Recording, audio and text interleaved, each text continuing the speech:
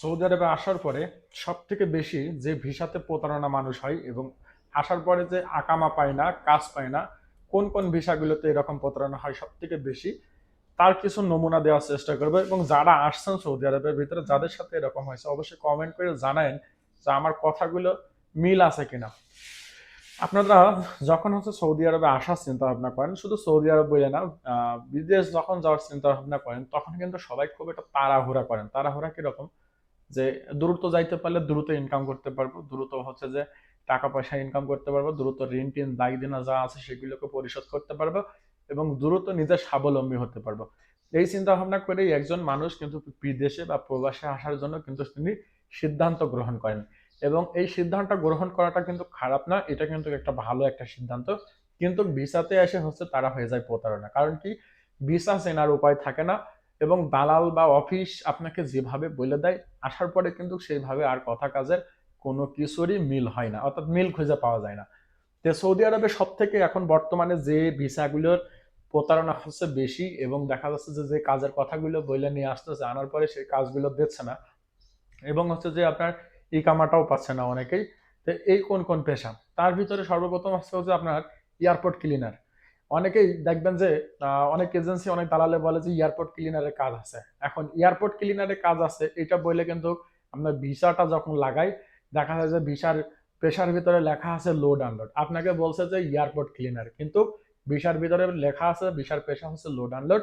এবং কোম্পানি যেখানে দেখবেন সেখানে দেখবেন যে হয়তো কোনো কোম্পানির শেষে কন্ট্রাক্টিং লেখা আছে, অর্থাৎ ঠিকাদারি প্রতিষ্ঠান। যখন আপনি ভিসাটাকে বাংলায় তর্জমা করবেন, দেখবেন স্পন্সরের নামের জায়গায় অমক ঠিকাদারি প্রতিষ্ঠান। তো ঠিকাদারি প্রতিষ্ঠান বলতে কি বোঝায়? ঠিকাদারি প্রতিষ্ঠান বলতে অবশ্যই সাপ্লাই বোঝায় বা কন্ট্রাক্টর বোঝায়। এখন সৌদি আরবে যে সমস্ত যতগুলো এয়ারপোর্ট আছে, এখানে কিন্তু ডিরেক্ট কোনো কোম্পানি বা সৌদি এয়ারপোর্ট কোনো গভর্নমেন্ট কিন্তু কোনো লোককে নিয়োগ করে না। এগুলো যে বিভিন্ন সাপ্লাই বা বিভিন্ন কন্ট্রাক্টর বা বিভিন্ন কোম্পানির কাছে কন্ট্রাক্টে দিয়ে দেয়।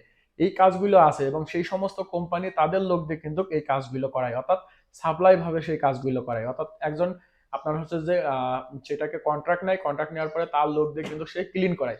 এটাতে দেখা যাচ্ছে যে আপনাকে বইলে পাঠায়, আনার পরে আপনাকে আর রিসিভ করার মতন কেউ থাকে না, আপনাকে আকামা দেওয়ার মতন কেউ থাকে না। বেশিরভাগ ক্ষেত্রে 100 জন আসলে এই বিষয়গুলোতে, 100 জন আসলে পারে এইগুলোতে দেখা যাচ্ছে যে 90 জনের সাথে এরকম হয়। দ্বিতীয়ত হসপিটাল ক্লিনারের কাজ বলে। এখন হসপিটাল ক্লিনারের কাজটাও এরকম, কারণ ওই বিভিন্ন হসপিটাল আপনার যে তারা সরাসরি ভিসা দিয়ে নিয়ে আসে না, তারা যে বেশিরভাগ ক্ষেত্রে দেখা যাচ্ছে যে বিভিন্ন সাপ্লাই, বিভিন্ন কন্ট্রাক্টর তাদের আন্ডারে দিয়ে দেয় এবং এই সমস্ত সাপ্লাই কোম্পানিগুলোই যে কাজ করে থাকে। এবং এইখানে যদি আপনি কাজ পানও, সেই ক্ষেত্রে আপনার স্যালারি 800 থেকে 1000 রিয়ালের বেশি কখনোই আপনার স্যালারি হতো না। 8 ঘন্টা আপনাকে ডিউটি করাবে, 800 থেকে 1000 রিয়াল আপনার বেতনটা দেবে। তো এই কাজের কথা বললেও কিন্তু দালালরা পাঠায় দেয়, কিন্তু আসার পরে দেখা যাচ্ছে যে সেই হসপিটালও খুঁজে পাওয়া যায় না এবং কি দেখা যাচ্ছে ইকামাও খুঁজে পান না। অবশেষে দেখা যাচ্ছে হয়তো সৌদি আরবে রাস্তায় রাস্তায় ঘুরতে হয়, থাকার জায়গা হয় না, একটা পর্যায়ে সে অবৈধ হয়ে যায়। তৃতীয় নাম্বার যে কাজের কথা বলে সেটা হচ্ছে মাদ্রাসা ক্লিনারের কাজের কথা বলে। বাংলাদেশে এই কাজের কথাগুলো কিন্তু সব থেকে বেশি বলে। মাদ্রাসা ক্লিনারের কাজটাও এরকমই, সেম টু সেম। ডিরেক্ট কোনো কোম্পানির ভিসা বাংলাদেশে ওইভাবে পাওয়া যায় না, আপনাকে যে সাপ্লাই আন্ডারে ঢোকাই দেবে। তারা যদি আপনাকে দিয়ে কাজ করে, সাপ্লাই ভালো হইলে আপনি বেতন পাবেন, সাপ্লাই ভালো না হইলে 2 মাস 3 মাস পরে 1 মাসের বেতন পাবেন। এমনকি যদি সাপ্লাই একেবারেই ভালো না হয়, সেই ক্ষেত্রে আপনি টাকাও না পাইতে পারেন। তো এটা যে ব্যাপার। তারপরে যে আপনার ফুড ডেলিভারি কাজের কথা বলে, যে ফুড ডেলিভারির কাজটা যে আপনার সৌদি আরবে এটাও বইলে পাঠাই। আপনার সৌদি আরবে ফুড ডেলিভারি কাজ কিন্তু আছে, অনেক কোম্পানির আছে। হ্যাঙ্গার স্টেশন আছে, কিতা আছে, জাহেজ আছে। নাম করার ভিতরে এই 3টা কোম্পানি বেশ নাম করা।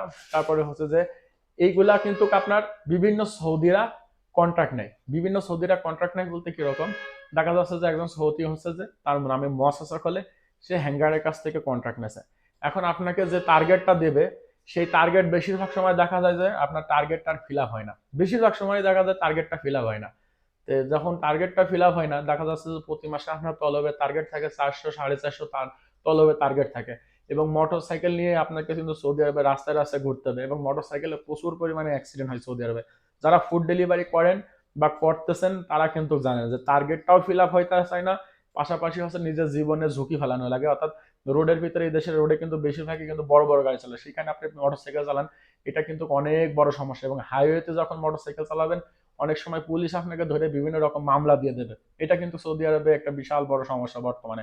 আগে একটা ভালো সময় ছিল, ফুড ডেলিভারি আগে একটা খুবই ভালো সময় ছিল, তখন ভালো টাকা ইনকাম করা যেত। কিন্তু এখন এত পরিমাণে ফুড ডেলিভারির সাপ্লাই হয়ে গেছে, অর্থাৎ ব্যাঙের ছাতার মতন হয়ে গেছে। আমরা আর একটা কাজের কথা বলে, সেটা হচ্ছে যে সৌদি আরবে আপনার ওই যে ইসের কাজ, আবাসিক হোটেলের কথা বলে, আবাসিক হোটেলের কাজের কথা বলে পাঠায়। কিন্তু আপনারা তো ভিসাটা চেক করেন না যে আপনি আবাসিক হোটেলে কাজে আসতেছেন। অবশ্যই আপনার উচিত আপনার ভিসাটা চেক করে নেওয়ার জন্য। এখন আপনি আপনার ভিসাটা চেক করেন না, ভিসাটা চেক না করার জন্য, কিন্তু আপনারা বিশাল বড় সমস্যার ভিতর পড়েন। সেটা হচ্ছে কি, আপনাকে বলছে যে আবাসিক হোটেলে কাজ দেবে, কিন্তু আপনার ভিসার ভিতরে স্পন্সরের নামের জায়গায় আবাসিক হোটেলের কোনো নাম ঠিকানা কোনো কিছুই নাই। অর্থাৎ এখন আপনি নিজেই বোঝেন যে আপনাকে যখন বলতেছে যে আবাসিক হোটেলের কাজ, অবশ্যই আপনার হোটেলের নাম কিন্তু ভিসার ভিতর থাকা লাগবে। আপনি যখন ভিসাটা নিচ্ছেন, ভিসাটা স্টাম্পিং হচ্ছে, দেখা যাচ্ছে ভিসার পেশা দেখা যাচ্ছে load unload cleaner, proof cleaner, fantasy cleaner, তারপর আরো বিভিন্ন রকম পেশা আছে, হাবড়ি জাবড়ি কিছু পেশা আছে। এই সমস্ত পেশা বেশিরভাগ দেখা যাচ্ছে লোড আনলোডের পেশা।